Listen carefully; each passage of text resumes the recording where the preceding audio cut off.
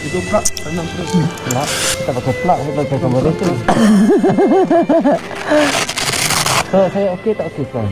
Okey. Okey Ini kita ambil tim medik untuk cek Macam kat sekolah keadaan kat sekolah setiap 2 jam. walaupun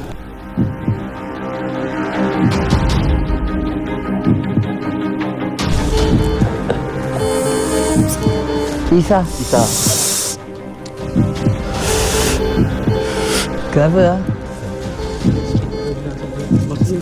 Air punya apa yang rendah? Oksigen.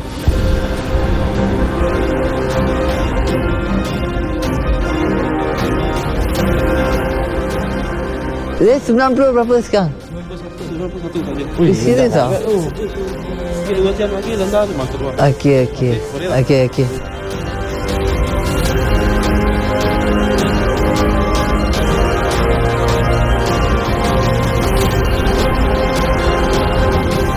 Ini bukan tidur ketiga.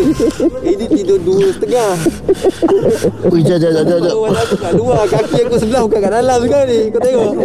Mana? Kat luar kaki aku sebelah. Ini baik tu aku tidur kat luar. Aduh, tak tinggi lah. Weh, jangan tarik. Aku salah. Saya ambil tuala baru. Ui, aku punya Maggi tak terkeluar balik ni. Kalau keluar dengan pakai wak tidur.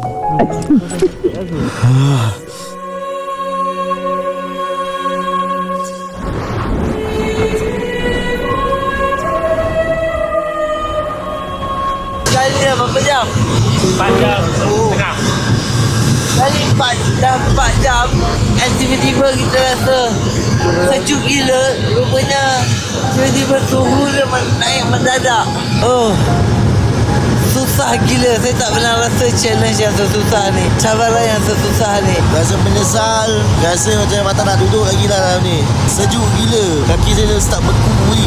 So bangun-bangun terkeluar kaki daripada kemah ni. Okay, sekarang ni dekat badan saya full tuala tau. Tadi waktu tidur, separuh badan saya dekat luar. Dia dah makan kaki.